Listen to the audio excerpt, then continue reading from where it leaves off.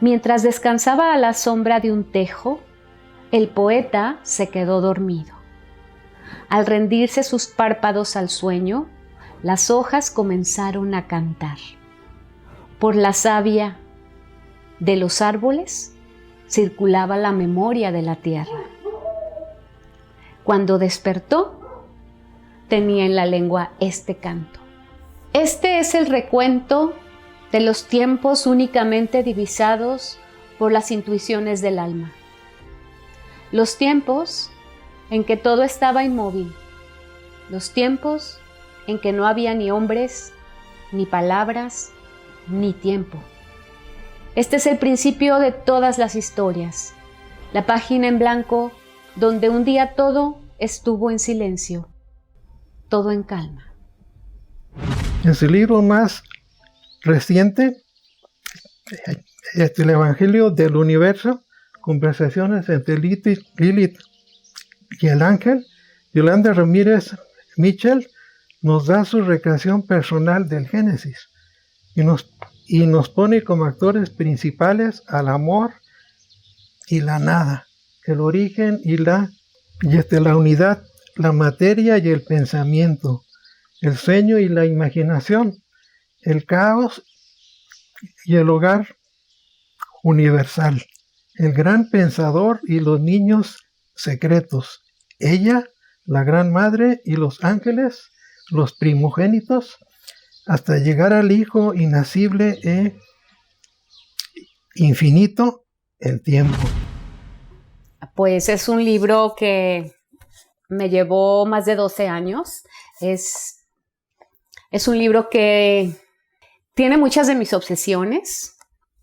Cuando digo mis obsesiones son los temas que a mí durante años me han inquietado. Entonces la investigación de esos temas, que la mayoría tienen que ver con la mitología, la investigación de esos temas fue generando esta historia. De hecho, la manera en que esta historia nació es algo muy interesante, porque yo daba clases de mitología y conocí la historia de Lilith. Es el personaje principal junto con el ángel. Lilith y el ángel son los personajes principales. Entonces, cuando yo conocí la historia de Lilith, dando clases de mitología hebrea, me impresionó. La historia de Lilith fue para mí impactante porque era la primera mujer, ¿sí? Había sido hecha junto con Adán de arcilla y bueno, y se había revelado a la sumisión, ¿no? Entonces a mí me impresionó porque era un momento de mi vida en que yo también necesitaba revelarme. Era algo importante para mí revelarme y la rebeldía era sana. O sea, en ese momento de mi vida la rebeldía era algo sano, porque a veces la rebeldía no es sana, ¿no? Hay ocasiones en que la rebeldía pues es como, no sé, un berrinche, pero en ese momento la rebeldía implicaba, no sé, mi salvación. Yo diría que implicaba mi salvación. Y conocí entonces la historia de Lilith y estando en clase, recuerdo muy bien que fue estando en clase, surgió esta historia. Es una historia a partir del mito de Lilith. Es una historia donde el ángel que tiene que hacerla volver, hay un ángel que tiene que hacerla volver. En la mitología hebrea pues hay un ángel que debe hacerla volver, pero en este caso el ángel adquirió para mí una mirada muy especial. O sea, el ángel no iba a estar ahí solo como un mandadero de Dios, ¿no? Sino el ángel iba a tener también una personalidad, iba a tener también una mirada especial hacia Lilith. O sea, yo iba a penetrar en la mirada de ese ángel, de cómo veía ese ángel a esa primera mujer. Y ahí surgió la historia, porque me imaginé que la mirada del ángel tenía que ser una mirada muy especial, no la de Adán. Porque la mirada de Adán era la mirada del rechazo. Adán estaba rechazando a Lilith. En el mito Adán está rechazando sus ganas de montarlo, sus ganas de tener gozo y satisfacción sexual, y no someterse solamente a lo que Adán le daba. Así aparece el mito, ¿no? Y entonces para mí era muy, muy inquietante saber qué podía estar el ángel pensando, porque el ángel pues era un ser sobrenatural, ¿no? Entonces yo tenía que imaginar desde la gestación de ese ángel junto con sus hermanos ángeles y luego la manera en que conocía a Lilith y cómo la miraba. Y en ese entonces pensé, el ángel se va a enamorar de Lilith. O sea, eso fue lo que yo pensé. Hace más de 12 años. Yo pensé, este ángel se va a enamorar de Lilith, pero pues es un enamoramiento también imposible, ¿no? Porque son dos reinos. Es el reino de la carne y el reino del espíritu. Y de ahí empezó a derivarse toda una investigación teológica. Yo diría que en muchos casos fue una investigación teológica, porque pues cómo podía vincular esos dos personajes que era el espíritu y con todo y su luminosidad, y la carne con todo y su luminosidad, porque no se trataba de demeritar uno u otro, ¿no?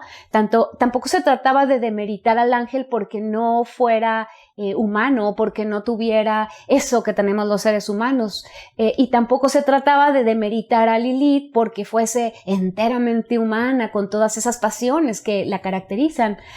Entonces era muy bonito entrar en esa vinculación, en esa síntesis. Yo diría que era mi función en este trabajo literario fue la de la síntesis. Es decir, hacer que hubiera un equilibrio, una unidad, un encuentro, una armonía entre lo dual, entre la dualidad. Porque el ángel iba, en efecto, a tratar de devolverla al paraíso, y iba a darle todas las razones para que volviera al paraíso, porque a razones había, ¿no? Hay razones para volver al paraíso, hay razones para volver a los brazos de Dios. Pero ella iba a explicarle por qué no volvía al paraíso, y también iba a tener ella que mostrar con toda su fuerza las razones para no volver al paraíso. Y tenían que estar ambos equilibrados. Y eso yo tenía que equilibrarlo dentro de mí. Yo tenía que equilibrar dentro de mí esas dos fuerzas. Y fue un trabajo de estar equilibrando esas dos fuerzas, y realmente creo que el libro fue un trabajo muy personal mío con estos dos espacios psíquicos, ¿no? Lo que es el espíritu y la carne. Sí, me da gusto estar aquí con ustedes. El otro día Yolanda me comunicó la noticia de que había publicado este nuevo libro. Pues una felicitación a Yolanda por este nuevo hijo, que ya su familia está muy grande. En el corazón de aquel vacío primordial dormía y soñaba amor. Ahí, el menor brote de un sueño es siempre susceptible de volverse real. Por ello, las palabras de este Génesis pretenden ser un homenaje a los sueños, siendo que todo inicia casi siempre así, con un sueño, aunque sea uno tan mínimo como una mota de polvo. Si a la perfección de aquel momento prístino nos remitiésemos, amor hubiera podido seguir durmiendo eternamente. El abrazo de nada lo contenía como una cuna confortable y perfecta. No sabemos qué sucedió. El caso es que en un momento dado, mientras amor dormía profundamente, irrumpió en su sueño una chispa, como la de un cerillo con su pequeño sol a cuestas. Igual que el capullo de una rosa es llamado a la luz por algo más allá de sí, igualmente a amor, aquella chispa le anunció la inminencia de un día sobrenatural. Es hora de despertar. Amor se estremeció en el regazo de nada, parecido a un niño a quien despierta su madre cuando él quiere seguir soñando. No quería olvidar aquel sueño. Amor soñaba universos. Hoy y entonces, los sueños han de ser sostenidos al despertar, para que no se olviden, para que no se pierda su trama ni se rompa el hilo que los conectará con la vida. Por eso amor sostuvo su sueño como a un amigo de humo al que se jala de su inacible mano cuando tenemos que mudarnos a otros paraísos. los que le darán consistencia. Cuando Amor sintió que aquel reino de sueño lo acompañaba, abrió enteramente sus ojos y vio flotando ante sí un puntito minúsculo, algo parecido a esas pelusas que danzan en el aire y se vuelven visibles solo gracias a la luz y a la mirada. El impulso de desentrañar el misterio de nuestro ser despertó la curiosidad del ángel más joven y lo hizo desafiar los límites establecidos al conocimiento y romper los tabúes del Padre. Así nació la tentación de probar el primer fruto prohibido del mundo. Y de ahí resultó el espanto, el desasosiego, la confusión y la extrañeza de aquel primer vértigo llamado libertad y la polaridad de los opuestos llamados bien y mal. El padre y la madre habitaban en la aldea primordial, en aquella casa de los destinos, y para no alterar la unidad, el ángel rebelde optó por exiliarse acompañado de la madre por una escalera que nace rumbo a la profundidad, por aquel laberíntico tronco del árbol de la vida hacia lo más denso de la carne cósmica. Ese fue el origen de los ángeles caídos. La gran madre materia estaba lista para que naciera vida, hija bella y sagrada. Miriadas de hijos emergieron del vientre de la tierra. Los ángeles exiliados tomaron nuevas formas y se convirtieron en hadas, elfos, gnomos, sirenas, ondinas, ninfas. Y a los más rebeldes se les llamó demonios. Los ángeles caídos habían ido mutando a fuerza de habitar la densidad de la materia. El destierro y la posterior explosión del hermano les arrebató su antigua belleza. Perdieron poco a poco el resplandor de su primera estrella, luego los cantos sagrados, la tranquila contemplación del universo, la meditación de sus misterios, todo lo perdieron, menos la vida, a la que se aferraban con extraño heroísmo. Hasta ellos llegó Lilith con el amanecer de un nuevo día. Llegó en actitud altanera, que en el fondo era tristeza, una tristeza como pantano de luz eléctrica. Llegó rabiosa, como los que sufren y no pueden expresarlo con lágrimas, sino con desplantes. Las apariencias son páginas que se han escrito sobre el lomo de un animal muy vivo. Extrañando a la madre, la ella primordial, el Padre también descendió al mundo material por el tronco del árbol de la vida, recorriendo los 22 senderos de las 10 esferas refulgentes, como lo señala la Cábala.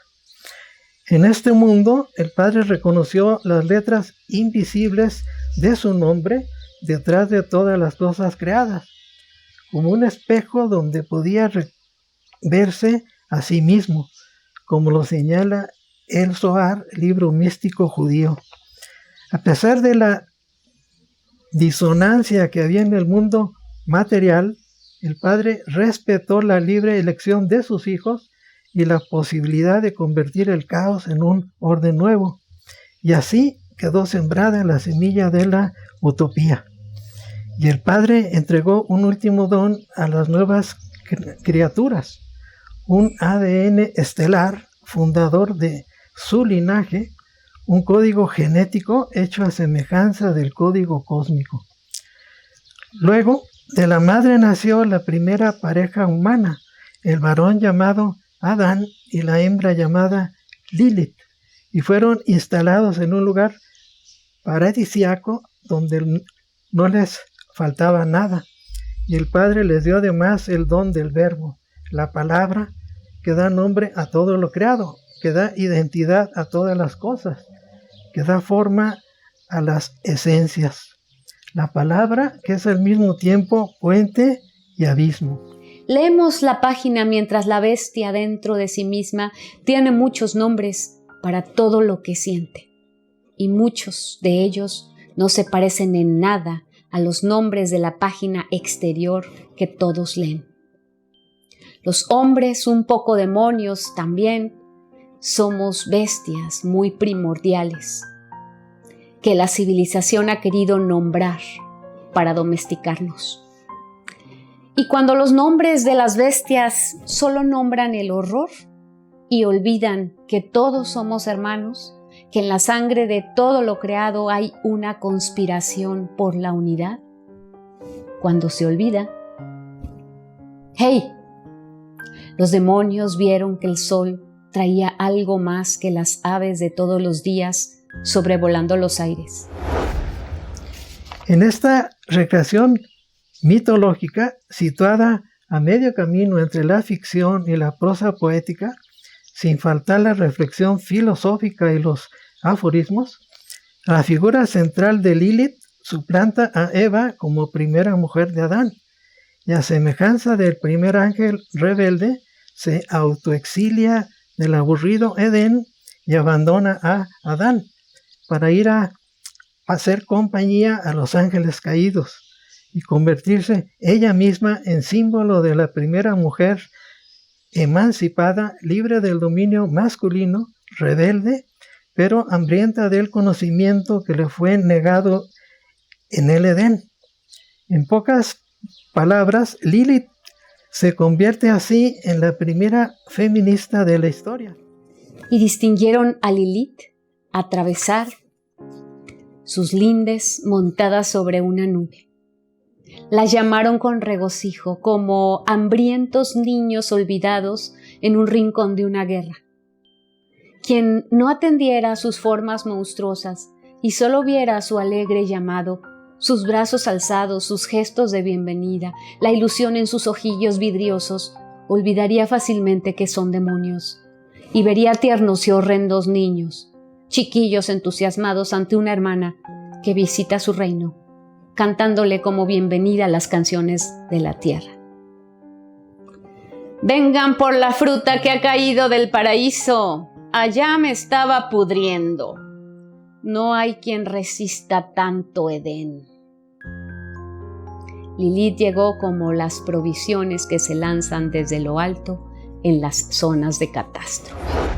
El libro está formado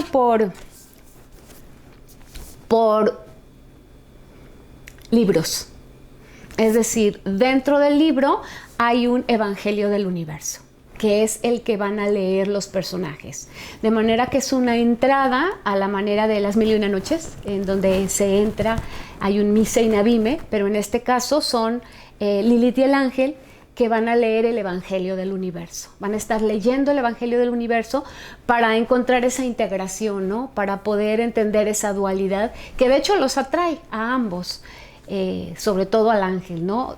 Parece ser el más atraído por Lilith. Sí debo confesar que la atracción del ángel por Lilith es superior a la atracción de Lilith por el ángel, porque Lilith está en su resentimiento, en su cerrazón, en su oscuridad, y es a través del viaje que emprenden en el Evangelio del Universo, o sea, entrando a las páginas, que ella empieza como a mirar al ángel también de otra manera, y ella se va también interesando en el ángel. Cuando se escribió esta historia, la de Lilith concretamente, los hebreos necesitaban cerrar sus fronteras a la influencia de las mujeres cananeas que tenían mucha libertad sexual.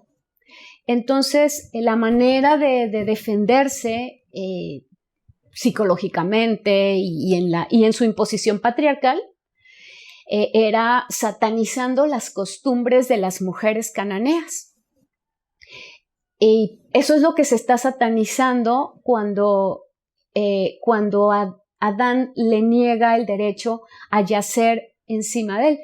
Por supuesto que cuando nosotros hacemos hermenéutica, la hermenéutica implica que yo puedo ahora tomar la historia. O sea, yo puedo tomar la historia de Lilith independientemente de que haya nacido por estas razones. Finalmente esto es, nosotros los seres humanos tenemos la capacidad mitopoyética.